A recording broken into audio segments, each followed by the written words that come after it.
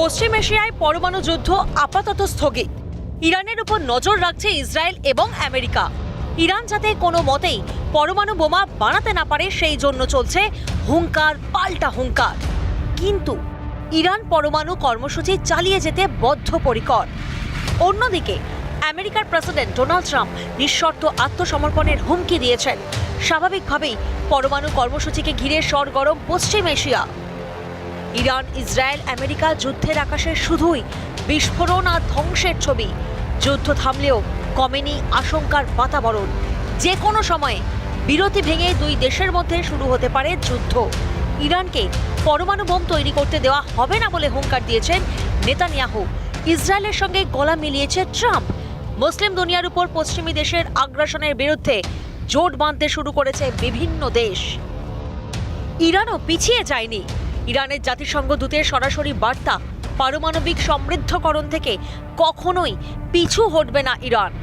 ইরানের জাতিসংঘের রাষ্ট্রদূত আমির সাইদ ইরাভানি বলেন, ইসলামী প্রজাতন্ত্র ইরানের ইউরেনিয়াম সমৃদ্ধকরণ কখনোই থামবে না। তিনি বলেন, সমৃদ্ধকরণ আমাদের অধিকার এবং আমরা এই অধিকার প্রয়োগ করতে চাই। পাশাপাশি তিনি বলেন, ইরান আলোচনার জন্য প্রস্তুত, কিন্তু নিঃশর্ত আত্মসমর্পণ আলোচনা নয়, এটি আমাদের উপর চাপিয়ে দেওয়া নীতি।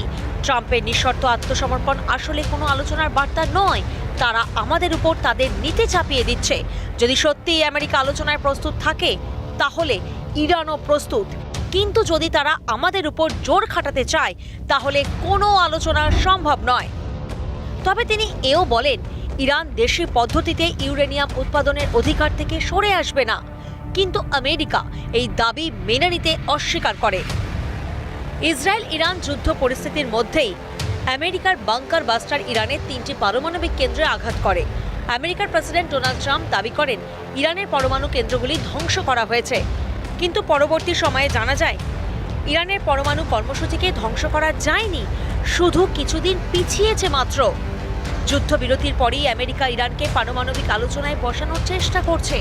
তবে ইরানের উচ্চ পদস্থ কর্মকর্তারা বলেছেন, এই হামলায় তারা যতটা ক্ষতি আশা করেছিল বাস্তবে ততটা হয়নি। পরমাণু বোমাকে কেন্দ্র করে মধ্য এশিয়ায় রাজনৈতিক এবং কূটনৈতিক মেরুকরণের দিকে তাকিয়ে বিশ্ব। উত্তপ্ত পরিস্থিতি শান্ত হলে আগামী দিনে ইরানের পরমাণু কর্মসূচি আলোচনার মধ্যে দিয়ে মীমাংসা করা সম্ভব হবে কিনা সময়ই সেই প্রশ্নের উত্তর দেবে।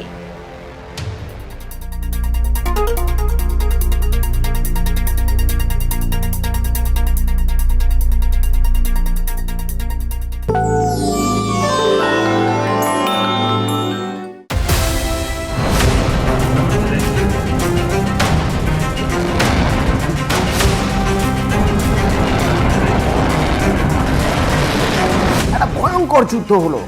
ইসরায়েল আর ইরানের আকাশের দিকে সবার চোখ। আলোর ফুলকির মতো একের পর এক মিসাইল, একের পর এক ড্রোন হামলা এদিক থেকে হচ্ছে এদিক থেকে হচ্ছে। সেই সব কিছুর মাঝখানে আবার আমেরিকা B-2 নিয়ে হামলা চালালো। একেবারে উইকেন্ড হামলা বলতে যা বোঝায়। সেই হামলায় তারা ইউজ করলো বাংকার ব্লাস্টার।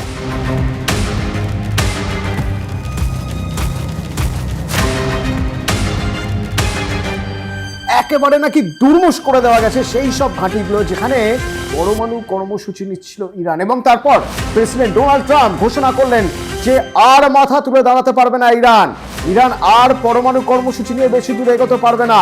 অনেকগুলো বছর পিছিয়ে দেওয়া হলো, তাদের যাবতীয় কর্মসূচি শেষ করে দেওয়া হয়েছে।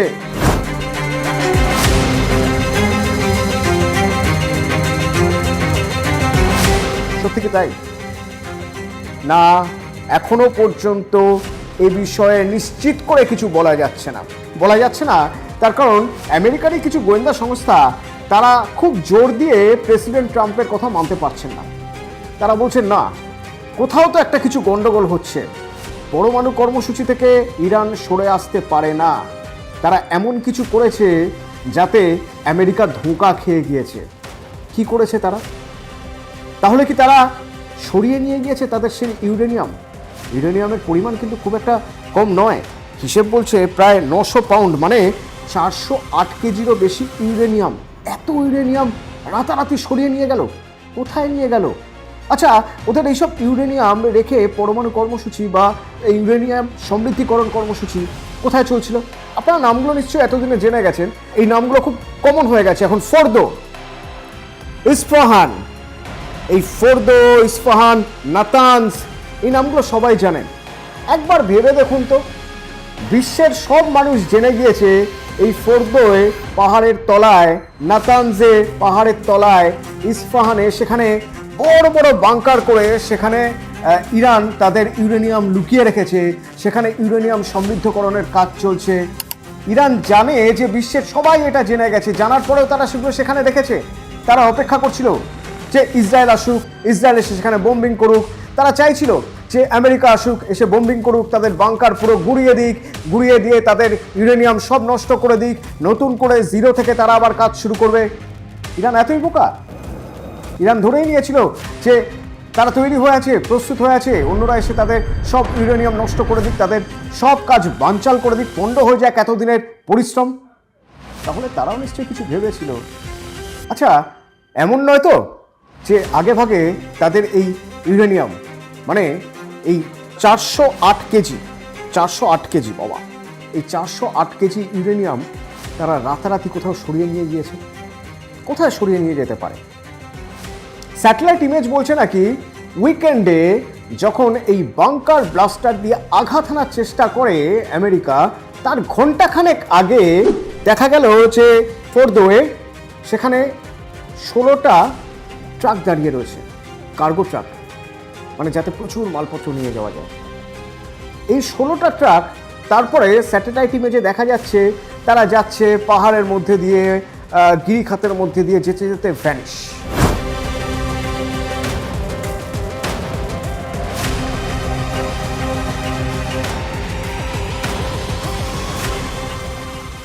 কোথায় গেল 16টা ট্রাক? তাহলে এই 16টা কার্গোর মধ্যে 900 পাউন্ড ইউরেনিয়াম ছিল না তো, যে ইউরেনিয়াম 60% সমৃদ্ধিকরণ হয়ে গেছে, আর কিছুটা বাকি, তারপরেই পরমাণু অস্ত্র তৈরি করা যাবে। সেই সব ইউরেনিয়াম নিয়ে কোথায় ভ্যানিশ হয়ে গেল 16টা ট্রাক? এইখান থেকেই খোঁজ খবর শুরু হলো। আমেরিকা, ইউরোপের বিভিন্ন দেশের গোয়েন্দা সংস্থা এবং ইসরায়েলের গোয়েন্দা সংস্থা খোঁজ খবর শুরু করতে করতে করতে করতে এখন সারা বিশ্বের সব গোয়েন্দার পাখির চোখ একটা জায়গায়। জায়গাটার নাম হচ্ছে, স্থানীয় ভাষায় বলা হয় কুহে কোলাং গাজলা, কুহে কোলাং গাজলা। আর ম্যাপে দেখা যাচ্ছে নাম পিকেক্স। এই পিকেক্স কি? পিকেক্স হলো মধ্য ইস্পাহানের একটা পর্বতমালা, একটা পাহাড়ি জায়গা। এই পাহাড়ি জায়গার আমরা যদি জিওগ্রাফিক্যাল ম্যাপ দেখি তাহলে দেখবো এই পাহাড়ি জায়গার অবস্থানটা ঠিক কোথায়। আগেই বলেছি আপনাদের মধ্য ইস্পাহানে। তো এই মধ্য ইস্পাহান থেকে যেখানে এই কুহে কোলাং গাজলা, তার একদিকে ফোর্দো থেকে 145 কিলোমিটার দক্ষিণ এবং নাতানজ থেকে কিছুটা দূরে পাহাড়ের নিচে একটা বড় জায়গা তৈরি হয়ে রয়েছে, বড় একটা বাংকার রয়েছে বলে অনুমান করছেন গোয়েন্দারা। আদৌ রয়েছে কিনা তা এখনো স্পষ্ট নয়।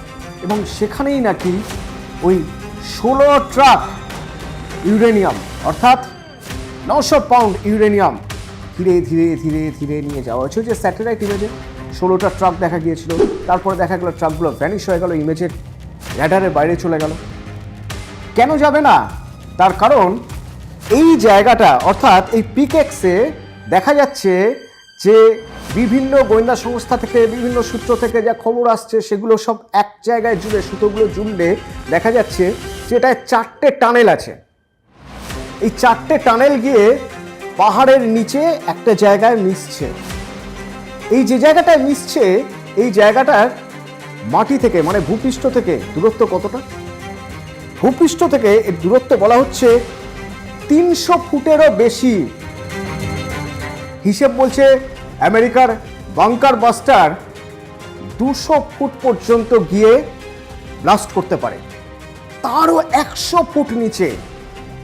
মানে 100 ফুট মানে 10 তলা বাড়ি, 300 ফুট মানে 30 তলা বাড়ি।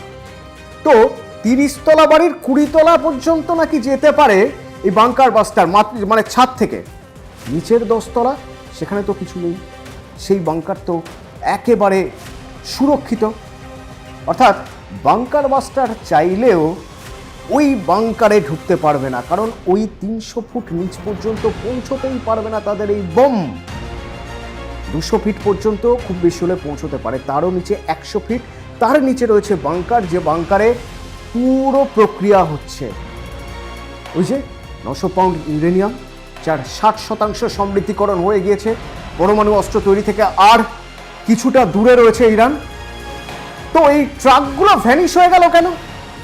তার কারণ আস্তে আস্তে ট্রাকগুলো ওই টানেলে ঢুকতে শুরু করেছিল। এই যে পিকেক্সে ঢোকার 4টে টানেল আছে, এই 4টে টানেল স্লোপে আছে। স্লোপে মানে ভূপৃষ্ঠ থেকে আস্তে আস্তে টানেলগুলো নিচের দিকে নামছে।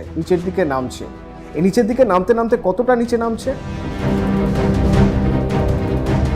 10 foot, 50 foot, 100 foot, 200 foot, 250 foot, 300 foot নিচে নেমে যাচ্ছে। টানেলের স্লোপ এমনই যে 300 ফুট নিচে নেমে যাচ্ছে।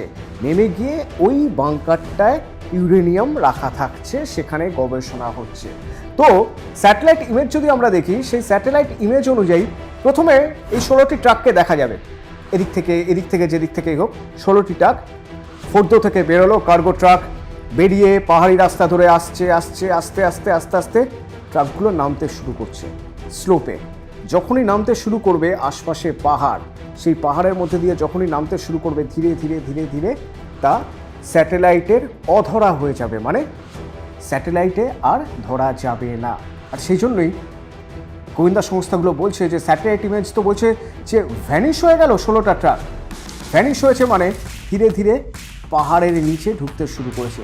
ভাবুন কতদিন আগে থেকে এই পরিকল্পনা করা ছিল তাহলে ইরানের, যে যদি তাদের এই গবেষণা কেন্দ্রগুলোয় কোনো রকম আঘাত আনার চেষ্টা করে কেউ, তাহলে প্ল্যান বি কি হতে পারে।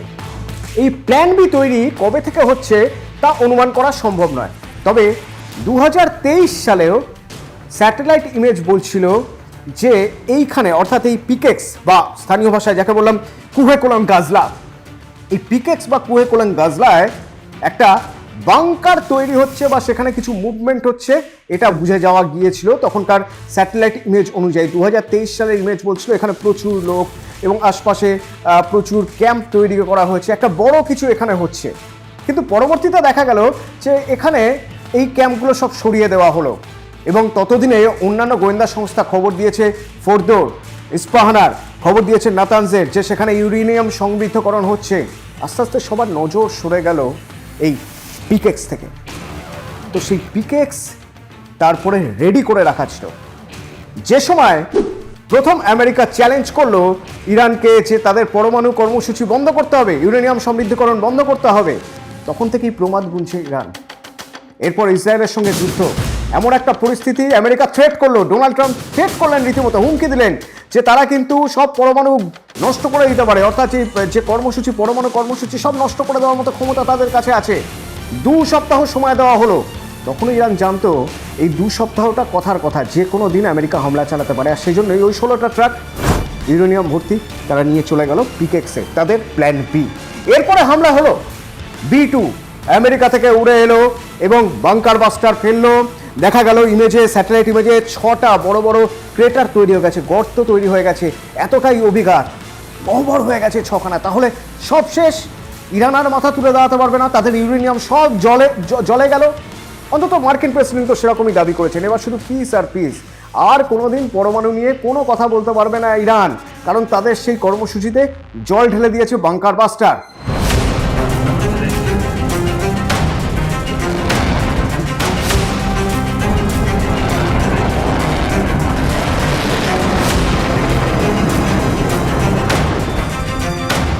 কিন্তু ওই যে প্রেসিডেন্টের কথাই বিশ্বাস করতে পারছে না গোয়েন্দা সংস্থা। তার কারণ গোয়েন্দা সংস্থার রিপোর্ট বলছে যে না, পরমাণু কর্মসূচির কাজ তারা এখনো ভিতরে চালিয়ে যাচ্ছে, ইউরেনিয়াম সমৃদ্ধিকরণ এখনো হচ্ছেটা কোথায়? তাহলে পিকেক্সে হচ্ছে। সারা পৃথিবীর সব গোয়েন্দাদের নজর এখন পিকেক্সে। ভূপৃষ্ঠ থেকে 300 ফুট নিচে পাহাড়ের একদম গভীরে গর্ত করে করে করে করে সেখানে তৈরি করা হয়েছে বড় বাংকার। 900 পাউন্ড ইউরেনিয়াম, যেগুলো 60% সমৃদ্ধিকরণ হয়ে গেছে, রয়ে গেছে সেখানে। কাজ চলছে। যদি তাই হয় তা ভয়ঙ্কর। ফ্রান্স এবং ইউরোপের বিভিন্ন দেশ, ইসরায়েল, তাদের গুপ্তচর সংস্থাগুলো আশঙ্কা প্রকাশ করছে যে ভয়ঙ্কর কিছু করতে পারে ইরান, এবং ইরানের উপর যে আক্রমণ হয়েছে সহজে তা খামেনি সরকার মেনে নেবে না, তারা প্রত্যাঘাত করতে পারে। ইরানের তরফ থেকে হালকা করে বলে দেওয়া হয়েছে যে তারা এতটাই এগিয়ে গিয়েছে যে হয়তো তারা এবার পরমাণু পরীক্ষা করতে পারে, টেস্ট করতে পারে। সেই টেস্ট প্রাণঘাতী হবে না তো? কোনো রকম বদলার পথে হাঁটবে না তো? যদি তা হয় তা ভয়ঙ্কর হবে। তখন হাত কামড়াতে হবে ডোনাল্ড ট্রাম্পকে, কারণ যুদ্ধজিগির তিনিই তুলেছিলেন। কিন্তু এখন প্রশ্ন হলো যে সত্যি ওই পিকেক্সে কি আছে, আদৌ কিছু আছে কিনা, তার হদিশ কিভাবে মিলবে? হয়তো বিশ্বের রাজনীতি এখন এই পিকেক্সের উপরেই দর কষাকষি হবে। বিশ্বের রাজনীতির একটা নতুন নাম হয়ে উঠছে পিকেক্স।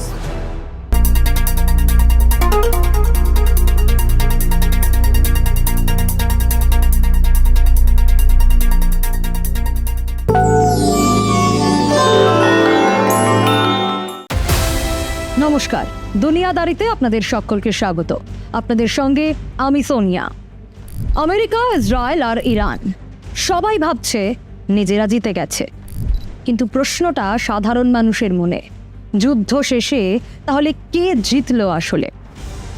ইরানের উপর ইসরায়েল আর আমেরিকা একসঙ্গে ভয়ানক বোমা বর্ষণ করলো। ইরান ভাবছে ওরাই জিতেছে, ইসরায়েলও ভাবছে ওরাই জিতেছে, আর ট্রাম্প তো বলেই দিলেন এবার চির শান্তি। কিন্তু আসল সত্যটা কি? যুদ্ধ থেমেছে, কিন্তু এই যুদ্ধ শেষে কে আসলে লাভবান হলো? যুদ্ধ কি সত্যিই থেমেছে? আর কে লাভবান হলোর পাশাপাশি আরও একটা প্রশ্ন উঠছে, কে হারলো, কেই বা জিতলো?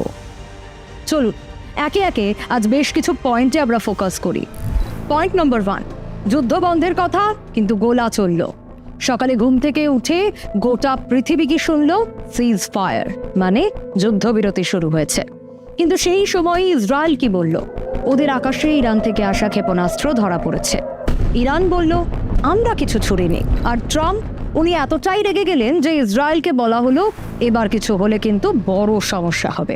Really unhappy if Israel's going out this morning because the one rocket that didn't land, that was shot, perhaps by mistake, that didn't land. I'm not happy about that. এদিকে ইসরায়েলের নেতানিয়াহু প্রেসিডেন্ট ট্রাম্পকে শান্ত করার চেষ্টা করছেন। কেন? কারণ ট্রাম্পকে যদি রাগিয়ে তোলেন তাহলে রাজনৈতিক ক্ষতি হবে। উনি তো বড় সাপোর্টার। পয়েন্ট নম্বর 2, ইরানের পরমাণু প্রজেক্ট কি শেষ, নাকি এবার আরও বিপজ্জনক? ইতিমধ্যেই আমরা দেখেছি নাতাঞ্জ, ফোর্ডো, ইস্পাহান, ইরানের বড় বড় নিউক্লিয়ার জায়গাগুলো ধ্বংস হয়ে গেছে বলে ট্রাম্পও দাবি করেছিলেন। IAEA বলছে জায়গাগুলোতে অনেক ক্ষতি হয়েছে, এমনকি পাহাড়ের ভেতর বানানো জায়গাও কেঁপে উঠেছে। কিন্তু আসল সমস্যাটা কি জানেন? ইরানের কাছে ছিল 400 কেজি, মানে 60% এনরিচড ইউরেনিয়াম। মানে পরমাণু বোমা বানাতে হলে এই জিনিসটি সবচেয়ে বেশি দরকারি। এখন সেই জিনিস তাহলে কোথায় আছে? কেউ জানে না। IAEA-রও নজরদারি সিস্টেম নষ্ট হয়ে গেছে। ইরান বলছে আমরা আগে থেকেই সরিয়ে রেখেছিলাম। ভাবুন তো, যদি সত্যি তারা এগুলো লুকিয়ে ফেলে তাহলে। পয়েন্ট নম্বর 3, যদি এখন পারমাণবিক বোমা বানাতে চায় ইরান, বিশেষজ্ঞরা কি বলছে? বিশেষজ্ঞরা বলছেন এই যে এত পরিমাণ ইউরেনিয়াম, এটা থাকলে ইরান মাত্র 5টা মাস তার মধ্যেই পরমাণু বোমা বানাতে পারবে। আগে পর্যন্ত ইরান কি বলতো? ওরা বোমা বানাবে না।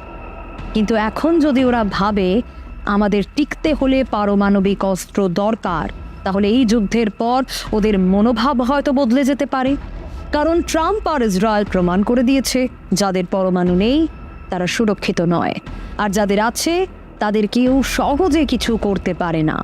তাই ইরানের চিন্তা হতেই পারে এবার আমরাও বাঁচতে চাই, তাই বোমা অর্থাৎ পারমাণবিক বোমা বানাতেই হবে।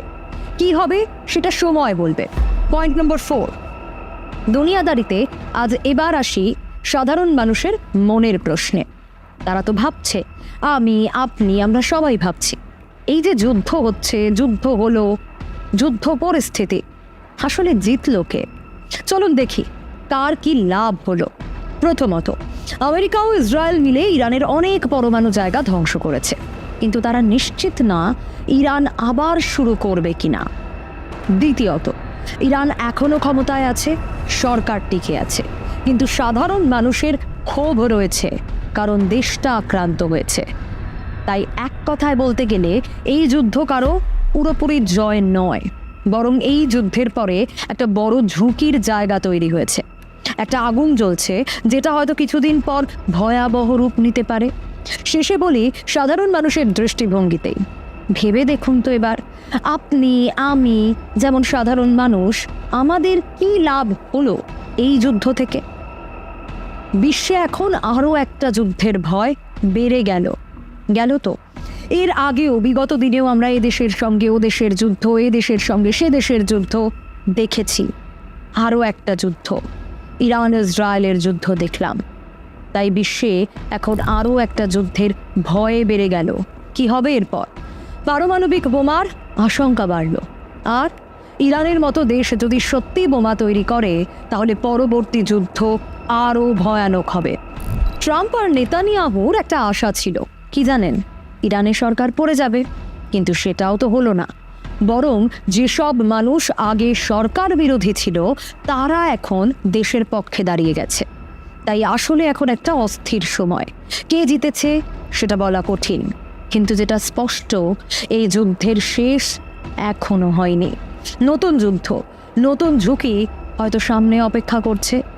পরিস্থিতির দিকে অবশ্যই আমাদের নজর থাকবে, কারণ একটা পারমাণবিক যুদ্ধ শুধু দেশ ধ্বংস করে না, তা একটা ভবিষ্যৎকেও গিলে খায়। আজ দুনিয়াদারিতে দুটো প্রশ্ন রাখি আপনাদের জন্য।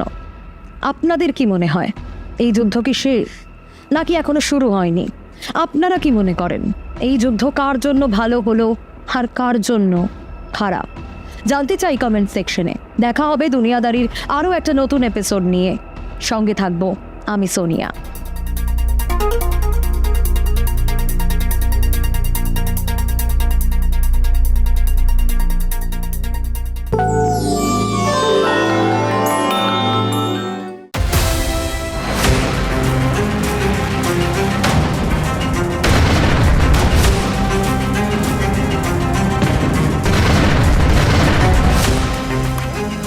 ইসরায়েল কতটা নৃশংস, ইসরায়েলের শাসকরা কতটা নৃশংস হতে পারেন। ইরানে তো হামলা চলল, ইরানে এখনো পর্যন্ত 600-রও বেশি মানুষ মারা গেছেন। আর গাজায় প্যালেস্তাইনে একটা কাফেতে নতুন করে হামলা চালানো হলো, যে ক্যাফের সঙ্গে কোনো রাজনীতির সম্পর্ক নেই, কোনো আন্তর্জাতিক রাজনীতির সম্পর্ক নেই, কোনো উগ্রপন্থার সম্পর্ক নেই।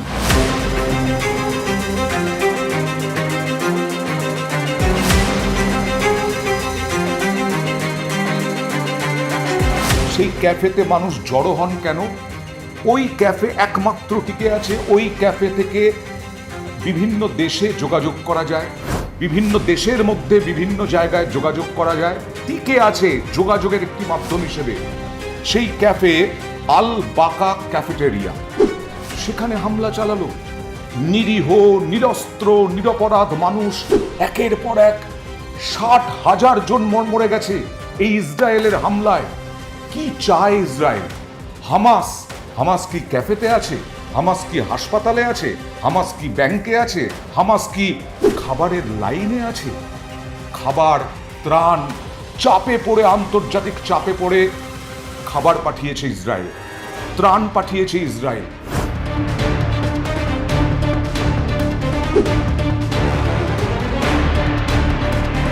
প্যালেস্তাইনের মানুষের পেটে এখন ভয়ঙ্কর খিদে। সেই প্যালেস্তাইনের মানুষ যখন দুমুঠো খাবার আনতে যাচ্ছে, তখন তাদের উপরেও হামলা। 60,000 মানুষ মরে গেল।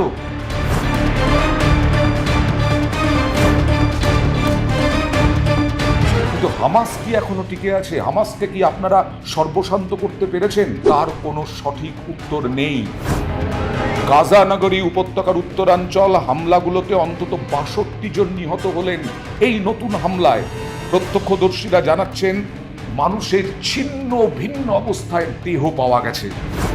এ জায়গা কোনো কিছুর সঙ্গেই সম্পৃক্ত ছিল না, এরকমটাই বলছেন স্থানীয়রা।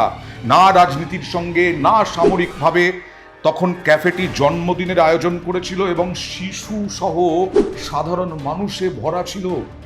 কিসের জন্য টার্গেট, কিসের জন্য হামলা, কিসের জন্য এরকম ধ্বংসস্তূপে পরিণত করে দেওয়া প্যালেস্তাইনকে? যে ইসরায়েল, তার জনসংখ্যা 1 কোটির কিছু বেশি।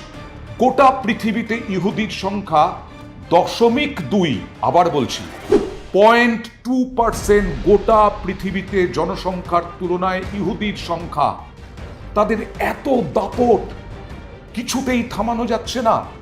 আমেরিকা পর্যন্ত ইরানের সঙ্গে যুদ্ধবিরতি ঘোষণা করলো, তাতেও থামেননি নেতানিয়াহু। প্যালেস্তাইনের সঙ্গে যুদ্ধ তো হচ্ছে না, প্যালেস্তাইনে তো লাগাতার হামলা হচ্ছে, পাল্টা হামলা তো হচ্ছে না। তাহলে এত কিসের নৃশংসতা? গাজার শিশুদের ছবি দেখলে না, মন বলে যাদের কিছু আছে সেই মন ভেঙে যাচ্ছে। গাজার ইসরায়েলি হামলায় 72 জন নিহত। একই দিনে গাজার একটি স্কুলেও হামলা হয়েছে এবং সেখানে স্কুলে উদ্বাস্তু আশ্রয়।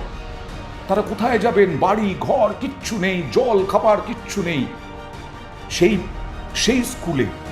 সেই স্কুলেও হামলা। আরে তো এরা উদ্বাস্তু, এরা তো সাধারণ মানুষ। হামাসের সঙ্গে কি সবার সম্পর্ক? এই প্রশ্নই তো উঠছে। আকসা হাসপাতাল, গাজার মধ্যাঞ্চলের দেইর এল বালাহ এলাকায় আল আকসা হাসপাতাল প্রাঙ্গণেও হামলা ইসরায়েলি বাহিনীর। এখানেও হাজার হাজার উদ্বাস্তু আশ্রয় নিয়েছেন। ইসরায়েল মুহুর্মুহু হামলা চালাচ্ছে, ইরানে হামলা চালিয়েছে।